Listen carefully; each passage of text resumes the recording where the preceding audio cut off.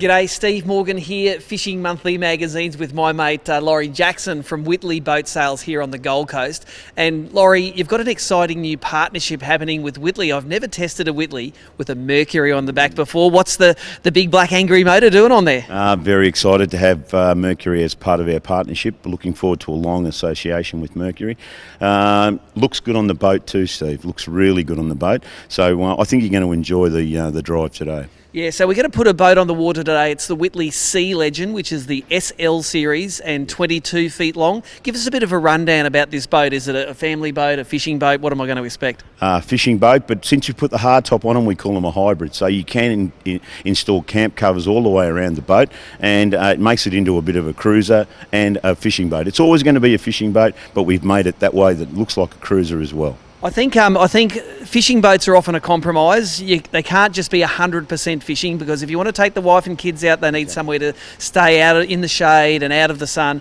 I think this is a good compromise between both, because you can get enclosed, out of the wind, out of the rain. Yes, that's exactly right. And if you're fishing offshore wide or fishing in the broad water, you can have that extended bimini at the back of it. There's got drop down clears from those cold or wet days. You can pull those down. No one gets wet on the way home.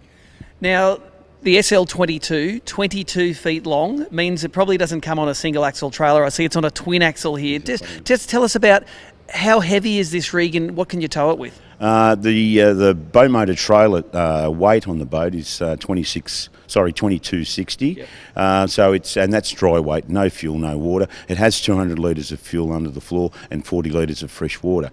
Actually comes with a freshwater shower in the back too, Steve, just for one of those little nice comforts for mum and dad. And I think that means that you could tow it with basically any twin cab ute on the market or larger. Yeah. 3.5 tonne ute can tow the boat quite comfortably. As I said, it was 2260. You could even tow it with a full tank of fuel and the water on board, and you're still under the 3.5 tonne. Now this has got, it's a 200, this is on the back of Mercury. This is one of the new V6 3.4 litre petrol using Mercuries. Have you had this for a spin yet? It looks like it's going to be a bit of a rocket ship. Yes, and we love driving it. It is a really good boat to drive, really good feel. The Mercury engine, nice torquey engine, gets it up and goes really well straight away up off the plane.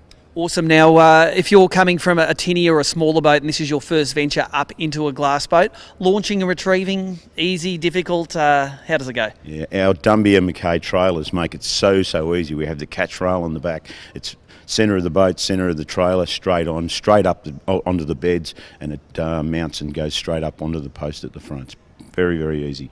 Well, it is a really good-looking boat, and it does definitely match the motor on the back. Let's do what we love doing at Fishing Monthly. Let's get this rig on the water. We're going to come back to you with some performance statistics.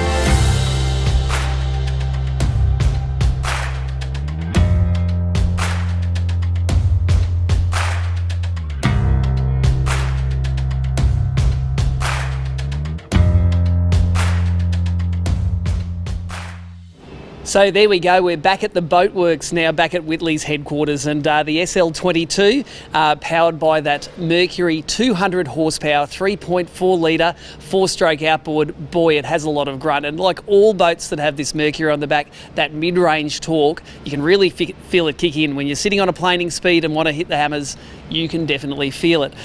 We've tested a lot of SL22s over the years, from inboard powered versions to outboard powered versions, and I'd have to say this one with that extra extra grunt. It has to be my favourite. The hard top, I think, is essential if you're a fisherman, especially in Queensland where we're based here, but in fact, everywhere you're fishing, no one likes getting stuck in the wind and rain. For Queenslanders, this has big side venting windows where you get good air circulation, and it also has the ability to put on an optional bimini top at the back, which gives you extra shade. And if you go for that option, you can put the all-round clears, they can hang off it, and it really encloses that boat if you want to turn it into a family camping style boat. Speaking of the family and starting at the front of the boat, the cabin isn't the hugest cabin I've seen in a 22-foot boat, but it definitely will keep people out of the sun, out of the weather, and happy if they don't want to be out fishing. And coming to the back of the boat, looking at the cockpit, there is ample fishing space in the back of the cockpit, but also it isn't the largest cockpit I've seen in a 22-foot boat, but there's a really good reason for that. The seat setup in this rig is really cool, especially if you like bait fishing. A lot of boats will have seats that you can swivel around and you're sitting quite high up off the ground to watch your rods. It's inherently comfortable though to be sitting down low and already facing backwards, and you've got the forward and the backward facing seats at the same time in this rig. Now under those rear facing seats there's heaps and heaps of waterproof storage, so anything you want to keep dry, anything that's quite bulky, all of our camera gear actually fit in there. There's plenty of storage in the back. This boat has the full EVA foam floors, and maintenance is awesome. You get a garden hose in there, you hose it all out at the end of the day, and it's a really easy way to do it. In fact, I think Whitley only do this boat with the EVA floors now. You can't get these boats with carpet anymore. In between the cockpit and the cabin is the dash, and I love boats where you can flush mount large sounders. This one was only supplied with a 9-inch, but you can flush mount a 16-inch sounder into this dash, and I think that if you're going to be spending that much on electronics, you don't want it hanging on a bracket, you want it embedded and you want it being looked after, and they do cost a lot of money nowadays. Other little touches on the dash include the proprietary Whitley little LED switches. I think they're neat, they're out of the way, you're never going to turn them on accidentally, and they're a nice little finishing touch to the boat. Move over to the passenger side and you've got a lot of area where you can put your phone, your keys. Again, it's on that EVA foam material. You put them down, they're not going to slide around. So from a usability point of view, it's a comfortable boat. From a bait fishing point of view, it's a comfortable boat.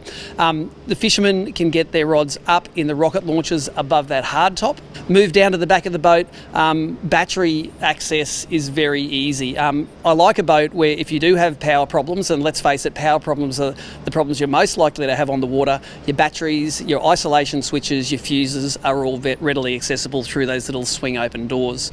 Overall, if you're thinking of stepping up into a fiberglass boat, it's a very easy boat to use. The drive-on, drive-off trailer works really well. You just drive it on up there, hook on the bow, and you're ready to go, and it's reverse when you're launching it. Don't be intimidated by what it takes to launch and retrieve this boat. In fact, put it behind any of the twin cab utes and this boat will tow back and forth to the ramp. Now, as tested, this boat's $141,962. You can get more information at whitley.com.au. A little bit about performance before we finish though. The most economical speed, 3,500 to 4,000 RPM in this boat, where we got 1.6 kilometres per litre burned, and that was at a speed of 30 to mid 40s kilometres an hour. There was a band in the middle that had basically the same fuel economy. Now pair that with a 210 litre tank, you have a range of over 300 kilometres, which is ample to get away for that weekend away. If you want to drop the throttle down, you're going to pay more. 900 metres per litre burned, you get 5,850 RPM and it goes 67 kilometres an hour, spinning Mercury's inertia stainless steel 15-inch prop. More information, as I say, visit the website www.whitley.com.au, or if you like this boat, come and see the guys at Whitley on the Gold Coast.